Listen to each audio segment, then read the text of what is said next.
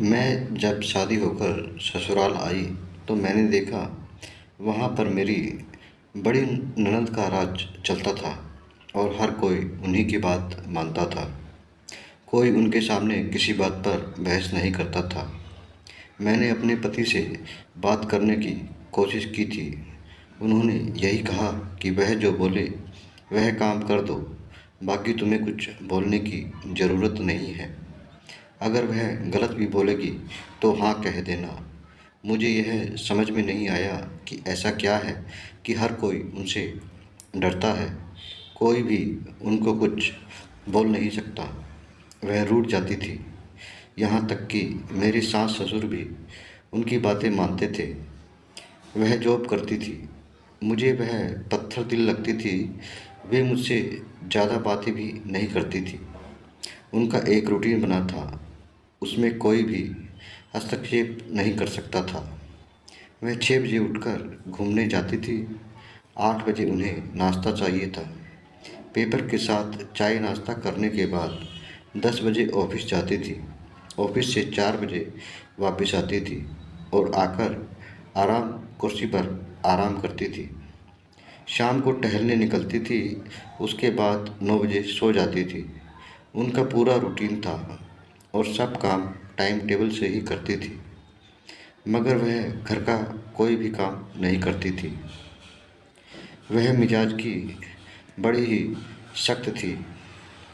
मैंने बहुत कोशिश की जानने की ऐसा क्या कारण है जो दीदी का ऐसा रूखा व्यवहार है और सभी लोग उनकी बात मानते हैं, मगर मुझे समझ में नहीं आता था। मुझे उनसे नफ़रत होने लगी थी। एक दिन घर पर कोई नहीं था और मेरी मौसी सास आई। जब मैंने उनसे इस बारे में पूछा, उन्होंने बताया, राधिका यह हमारी दीदी का नाम था। पहले ऐसी नहीं थी। वह बहुत ही मिलनसार लड़की थी और सबसे मिलजुल कर ही रहती थी। सबका काम करती थी।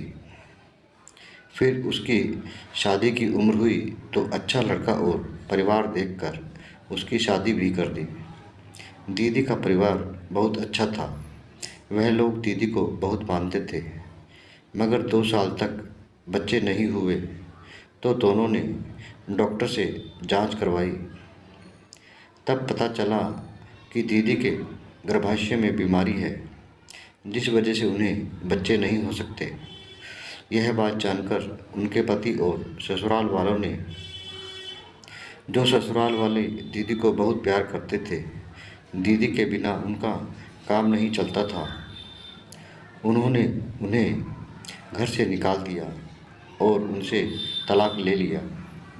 इस दौरान उन्होंने इतना कुछ सहा कि वह इतनी रूखी हो गई है और किसी से बात नहीं करती।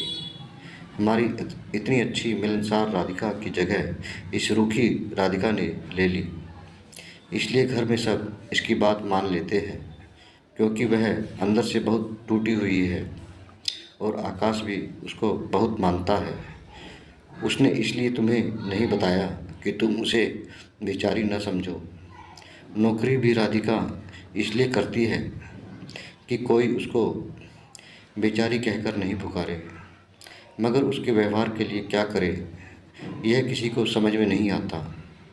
हम सब जानते हैं कि अंदर से वह बहुत ही मासूम है, मगर यह नहीं पता कि हमारी पहले वाली राधिका कैसे लाए।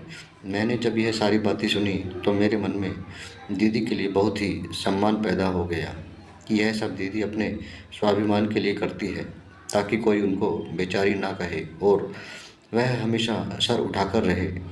उसके बाद जब आकाश आए तो मैंने उनसे यह बात बताई कि मुझे मौसी ने सब बात पता चल गई है। उस समय बात करते करते आकाश की आंखों से भी आंसू आ गए। मैं समझ गई थी कि वह अपनी बहन से बहुत प्यार करते हैं, मगर मुझे समझ में नहीं आ रहा था हम क्या करें जिससे दीदी के व्यवहार में थोड़ी नरमी आए। अब मैं उनसे ज़्यादा से ज़्यादा बात करने लगी। पहले तो मैं खुद ही उन्हें पसंद नहीं करती थी, इसलिए मैं ज़्यादा बात नहीं करती थी, मगर अब मैं खुद ही उनसे बात करने लगी। हर काम के बारे में उनसे पूछने लगी, मगर उनका व्यवहार वैसा ही था। वह हाँ ना के अलावा कोई जवाब नहीं देती थी। वह ज़्यादा सस्ती सवरती भी नहीं थी, बिल्कुल सादी रहती थी। मैं उन्हें कितनी बार बाजार जाने के लिए भी कहती, घूमने का कहती, मगर वह मेरे साथ कभी नहीं जाती थी। मुझे समझ में नहीं आ रहा था किस तरह मैं उनका व्यवहार चेंज करूं। इस बीच मुझे पता चला कि मैं गर्भवती हूँ। सभी लोग मेरा बहुत ख्याल रखने लगे, मगर राधिका दीदी मुझसे दूर ही रहती थी। एक दिन हम सब बैठे ऐसे ही बातें कर रहे थे। आकाश कह रहे थे कि उन्हें बेटा चाहिए। मम्मी जी पापा जी बातें कर रहे थे, और इसी बीच मैंने कहा कि मुझे बेटी चाहिए, बिल्कुल राधिका दीदी जैसी। इसके साथ ही मैंने राधिका दीदी की तरफ देखा तो मैंने देखा कि उनके चेहरे पर भाव आ रहे हैं। वह तुरंत उठकर चली गई। सबने समझा उसकी आदत है, पर मुझे रास्ता मिल गया था कि मुझे क्या करना है। जब 9 महीने बाद मुझे प्यारी सी बिटिया हुई, सब लोग बहुत खुश हो गए। राधिका दीदी भी मुझे हॉस्पिटल में देखने आई थी।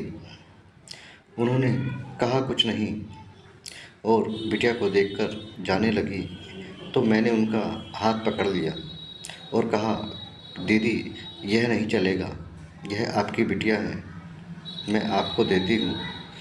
इतना कहकर मैंने दीदी के हाथ में मेरी गुड़िया दे दी।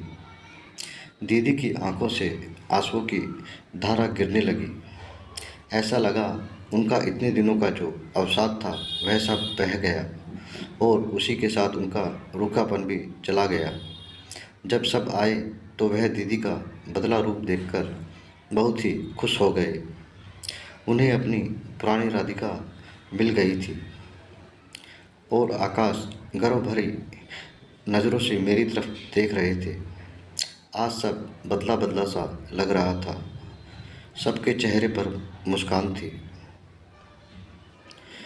जय श्री राम।